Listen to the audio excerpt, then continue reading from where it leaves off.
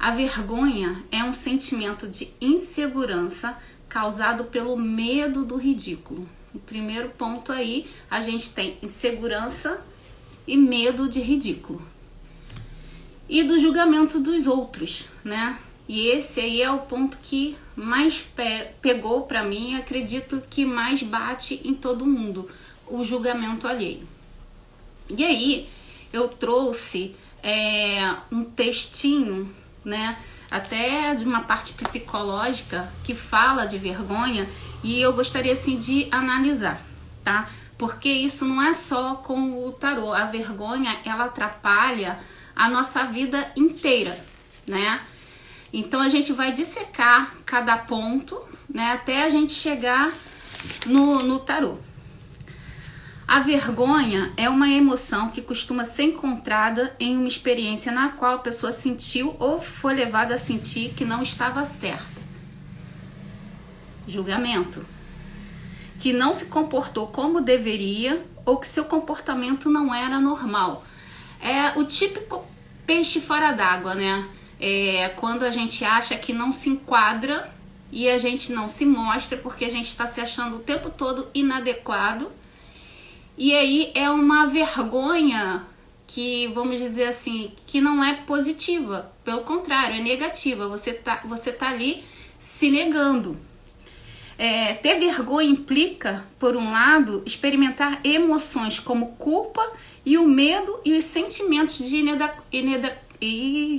inadequação.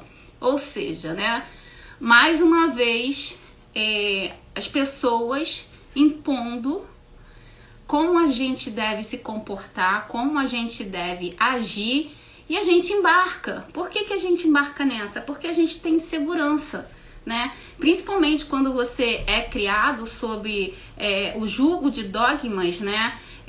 Sob aquela coisa do você tem que fazer desse jeito, você tem que ser certinho para ser um bom menino, uma boa menina, sabe? A síndrome do bonzinho ou da boazinha, né? Isso traz muita insegurança, traz muito medo, e isso atrapalha uma vida inteira. Por quê? Porque você nunca vai assumir quem você é. Isso para tudo na sua vida. Tem um outro lado aqui. Isso é um obstáculo quando se trata de crescer e evoluir. Então, por que um obstáculo? Porque você, quando não se assume, você nunca vai sair do casulo. Você nunca vai dar a sua cara real. Você vai estar sempre vestindo um personagem para agradar alguém, ou um círculo de pessoas, ou a sua família, ou o clube que você frequenta, né? E a gente vive uma farsa, a gente não vive uma vida, né? E isso com o tempo traz o quê? Causa o quê? Causa uma tristeza tão grande, causa uma falta de vontade de viver tão grande que no final você tá depressivo. Sabe aquela pessoa que não tem mais, que não acha mais graça na vida, né? Que tá cabisbaixo, parece que qualquer coisa pra mim tá bom. Por quê? Porque não se assumiu, não assumiu quem ela é de verdade. Porque quando a pessoa ela cresce com segurança, ela é uma pessoa segura, não existe quem fale A ou B que mude a cabeça dela. É aquela pessoa que pega aquela reta e fala assim, eu vou nisso aqui até o final. E vai. Porque ela não dá ouvido para quem tá do lado. Ela não dá ouvido para opinião das pessoas. Opiniões, não tô dizendo um conselho, mas essas opiniões que mais colocam você para baixo do que te impulsiona para você chegar em algum lugar.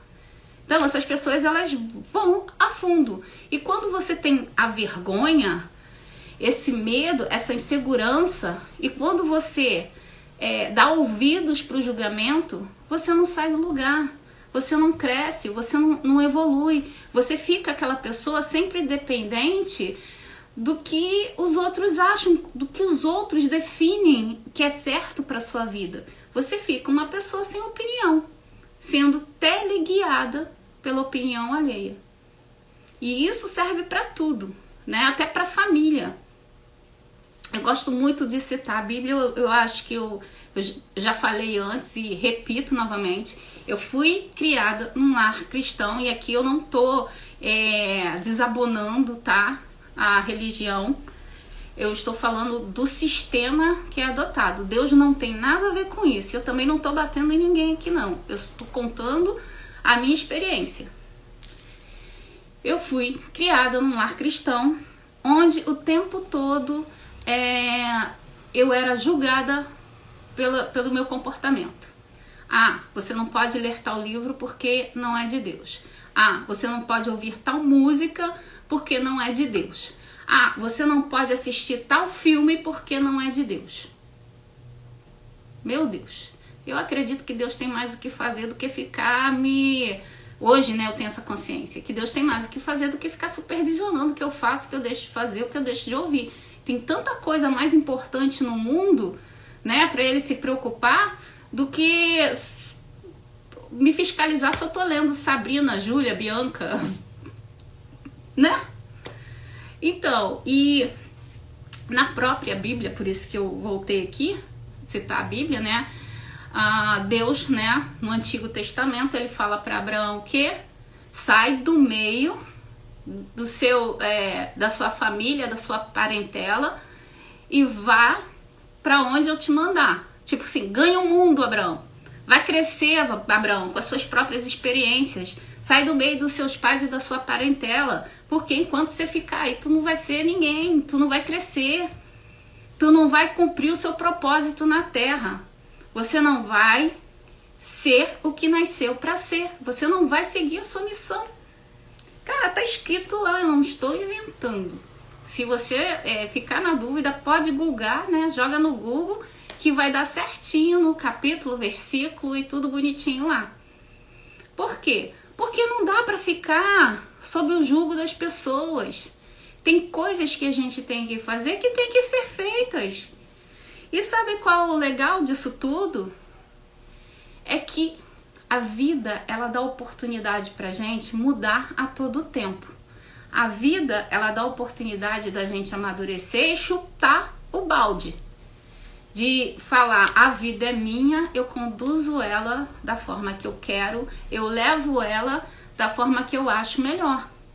Eu vou criar meus filhos conforme aquilo que eu acho que é melhor para eles. Eu não vou ficar sendo teleguiado ou sendo levado porque fulano cicrano criou daquele jeito. Não, é aquela história.